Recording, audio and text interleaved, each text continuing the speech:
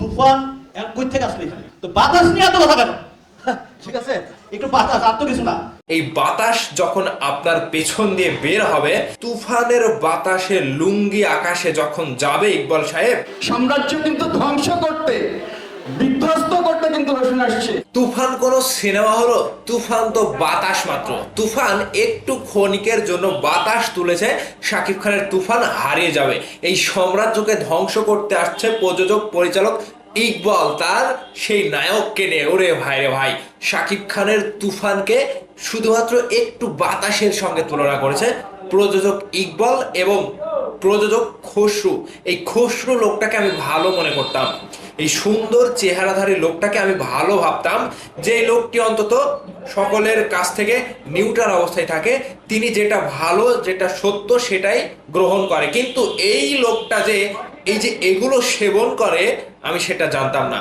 আজকে পরিচালক ইকবাল তার প্রেস মিটিং এ, তার কোন সিনেমার প্রেস মিটিং আমি এটা বলবো না, কারণ তারা তুফান সিনেমাটির নাম ব্যবহার করে তাদের সিনেমাকে আলোচনায় আনতে যাচ্ছে। এই খসরু সেখানে গিয়ে বলছে ইকবালের সাথে, আমি ইকবালের কথাটা একটু পরে বলছি, আপনারা একটু শুনবেন, ভিডিওটা শেয়ার দেবেন। এই খসরু বলছে যে সাম্রাজ্যকে ধ্বংস করতে, শাকিব খানের সাম্রাজ্যকে ধ্বংস করতে ইকবাল আসছে এবং ইকবাল রৌশনকে নিয়ে আসছে। তো এই যে ইকবালের পেছনে পড়ে প্রযোজক খসরু নিজের যে একটা ছোট মন মানসিকতা তিনি যে প্রকাশ করলেন, এই লোকটার সুন্দর চেহারার ভেতরে ঠিক একটা শয়তান লুকে রয়েছে।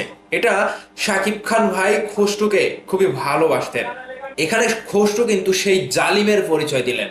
আর প্রযোজক ইকবালের কথা আর কি বলবো ভাই, প্রযোজক ইকবাল শাকিব খানের তুফান সিনেমাটিকে বাতাস বলে সম্বোধন করেছে, যে এই বাতাস বেশি দিন থাকে না, আকাশে যতটা মেঘ গর্জন করে ততটা আমরা পাই না। তো এই যে তুফানের বাতাসে লুঙ্গি আকাশে যখন যাবে ইকবাল সাহেব, তখন আপনি বুঝতে পারবেন যে খেলাটা কোথায় হচ্ছে। তুফানকে কিছু মনে হচ্ছে না, তুফান সিনেমাটিকে বাতাস মনে হচ্ছে। এই বাতাস যখন আপনার পেছন দিয়ে বের হবে, তখন বুঝতে পারবেন যে তুফানের দৌড় কতটুকু। এবং শাকিব খানের ঈদের একটি সিনেমা নিয়ে যে ফালতামু, যে ফাত্রামু আপনারা শুরু করেছেন, সেই সিনেমাটির যখন হাইপ উঠবে, সেই সিনেমাটি যখন মাঠে নেমে খেলা শুরু করবে, তখনই বুঝতে পারবেন যে প্রযোজক ইকবালের দম কতটুকু আর বাতাসটা কতটুকু ভেতরে ছিল, যে বাতাসটা তুফান বের করে দিল। তো যেটাই হোক, এখন আলোচনা সমালোচনা তুঙ্গে ইকবাল ইকবাল আমাদেরকে নিয়ে কথা বলে, শাকিব খান ভাই নাকি আমাদেরকে 10,000 15,000 টাকা দিয়ে আমাদেরকে ইউটিউবে কথা বলতে বলে। এই প্রমাণটা যদি ইকবাল সাহেব দিতে পারে, আমি ইকবাল সাহেবের সামনে হাজির হব। যদি ইকবাল সাহেব প্রমাণ দিতে পারে যে আমরা ঘুষ খেয়ে শাকিব খানকে নিয়ে কথা বলি এবং 6-7টা ইউটিউবার রয়েছে তারা পেমেন্ট নিয়ে কাজ করে, এখানে ইকবাল সাহেব প্রতিবার প্রতি সাক্ষাৎকারে শুধু ওই 6-7 জন ইউটিউবার মিথ্যে গুজব ছড়ায়। আরে আপনাকে নিয়ে কথা বলতে কি আমাদের এতটাই দায়ে পড়েছে? আপনি কে? আপনি কি কোনো চলচ্চিত্রের নায়ক? আপনি কি চলচ্চিত্রের কোনো ভালো মানুষ? আপনি তো একজন খারাপ মানুষ।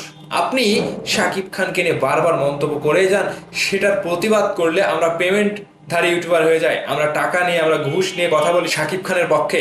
আজকে তুফান সিনেমাটি যে আপনাদের সহ্য হচ্ছে না, তুফানের ঝড়ে যে আপনাদের মাথার বেন আওলা ঝাওলা হয়ে গিয়েছে, এটা তার প্রমাণ ভাই। ইকবাল তার সিনেমা দিয়ে তুফানের সাথে টেক্কা দিতে আসছে এবং তুফানকে সামান্যতম বাতাস মনে করছে, বাতাস। আর এই বাতাসে যখন লুঙ্গি টুঙ্গি হারিয়ে যাবে, প্রযোজক ইকবাল তখনই বুঝবে যে তুফানের ঝড় এবং তুফানের যে শক্তি, তুফানের যে একটা ঝড়ো হাওয়া, কতটা বাতাস ছিল নাকি কতটা আগুন ছিল। এই যে মনে করেন আপনার লুঙ্গিতে যখন আগুন লাগবে না, তখন লুঙ্গিটা খুলে দিলেও বিপদ, আবার সেই লুঙ্গিটা গায়ে পরে রাখলেও কিন্তু বিপদ। তো ইকবাল সাহেবের সেরকমটাই হয়েছে, তিনি না পারছে ভুলতে, না পারছে সহ্য করতে, তিনি জ্বলে পুড়ে ছারখার হয়ে যাচ্ছে। তো ইকবাল সাহেবকে আমি বলতে চাই, আপনি যে পর্যায়ের পরিচালক প্রযোজক, আপনাকে আমরা গুনি না, আপনাকে আমরা এইটা দিয়েও গুনি না। প্রযোজক পরিচালক ইকবালের সাথে আবারও কয়েকটা মাসি যোগ হয়েছে। প্রযোজক খসরু তিনি একটা শয়তান রূপী মানুষ, তার আদৌ পরিচয় কতটুকু আমি জানি না, তাকে আমি চিনতাম না, শাকিব খান ভাইয়ের সুবাদেই তাকে আমি চিনেছি। তো ভাবাদাস, শাকিব খানের তুফান সিনেমাটি নিয়ে যে অবান্তর মন্তব্য করে যাচ্ছে, এই অবান্তর মন্তব্যের পেছনে প্রযোজক পরিচালকের ইকবালের একেবারে সরাসরি হাত রয়েছে। তিনি সবাইকে ডেকে প্রেস মিটিং এ তুফানের বদনাম করলো।